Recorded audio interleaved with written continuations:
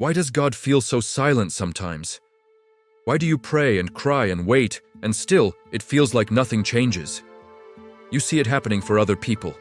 Miracles, breakthroughs, sudden answers. But for you, it feels like heaven is made of brass. Like your words just hit the ceiling and fall right back down. But what if I told you the Bible reveals a shocking truth? What if God's silence isn't rejection? What if it's strategy? What if it's warfare? Sometimes it's preparation, and sometimes it's even protection. Today, we're not just going to talk about unanswered prayer.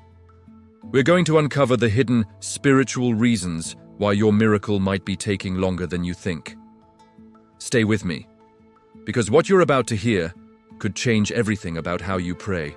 Let's go to Daniel chapter 10. Here we find a man deep in prayer and fasting. For 21 days straight, he prayed for understanding. And for 21 days, nothing.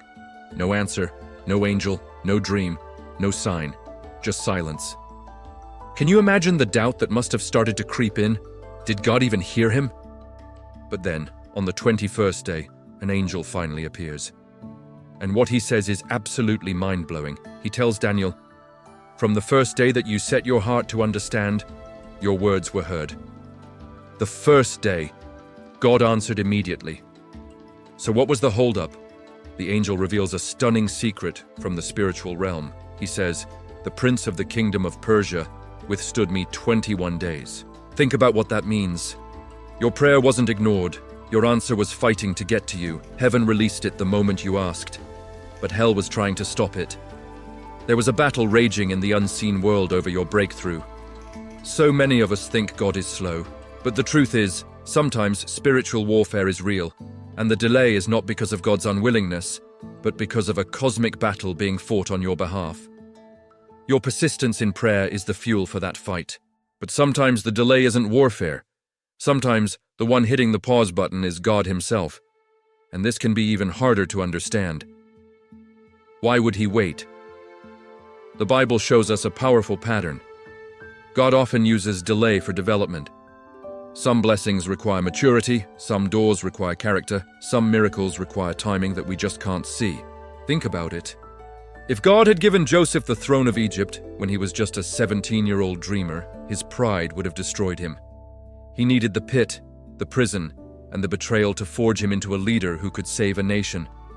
If God had handed David the crown the day Samuel anointed him, his enemies would have crushed him. He needed years in the wilderness, running for his life, to become a king after God's own heart. If God had given Hannah a son in her youth, Samuel might never have become the great prophet who would anoint kings. The delay is not denial, it's development. God is more interested in who you are becoming than in what you are getting. He's building a foundation strong enough to hold the weight of the blessing he has for you. Your waiting season isn't empty, it's a training ground. This brings us to one of the most shocking parables Jesus ever told, in Luke chapter 18. It's the story of a persistent widow and an unjust judge.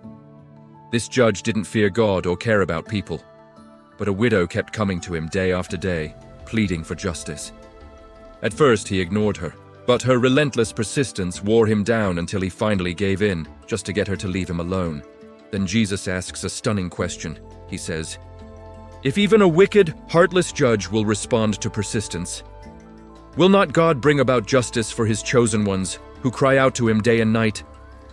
The implication is powerful. God responds to persistence, not because he is stubborn like the judge, but because your persistence reveals the depth of your desire. So many believers quit too early. We pray once or twice, we don't feel anything, and we just assume God said no. We walk away from a door that was just about to open. But Jesus is teaching us a radical principle. Heaven moves when earth persists. Some breakthroughs are reserved for those who refuse to give up, for those who are willing to cry out to him day and night. Your persistence is a statement of faith. It says, "God, I believe you are good, and I will not let go until I see your promise." And this is where it gets really deep. Sometimes the silence itself is the point. It's a test of trust. God tested Abraham with 25 years of silence before Isaac was born. He tested Joseph with 13 years of silence in slavery and prison. He let Job suffer in agonizing silence. David wrote most of the Psalms while waiting in silent caves and running from his enemies. If God answered every prayer instantly, if he gave us a sign every time we asked, our faith would never grow. It wouldn't be faith at all, it would just be a transaction. True, unshakable trust is forged in the fire of stillness. Your spiritual muscles grow in the quiet seasons when all you have to hold on to is his character, not his activity. Heaven is watching to see one thing. Will you keep praying, keep trusting, and keep praising him even when nothing seems to be changing on the outside? That's where real faith is proven. So, how do we break through? How do we pray in a way that unlocks these heavenly answers? The Bible gives us a clear strategy. First, pray with spiritual alignment. James chapter 4 says, "You ask and do not receive, because you ask wrongly." This means we need to check our motives. Are we praying for our own glory or for his? Align your desires with his purpose. Second, pray with persistence. Remember the widow. Don't be afraid to be relentless. Keep knocking until that door opens. Your persistence honors God. Third, pray with expectation. Hebrews 11 says faith is the evidence of things not seen. Doubt cancels out what your faith is trying to build. When you pray, believe you have received it. Expect an answer. Fourth, pray with spiritual awareness. Understand that your answer might be stuck in a spiritual battle. Your continued prayers are the reinforcement that helps your angel break through. Don't stop praying until the answer lands in your hands. And finally, pray God's will, not just your emotions. Find promises in the Bible that apply to your situation and pray those back to God. When you pray his word, you are praying a prayer he is guaranteed to answer. Let me leave you with this.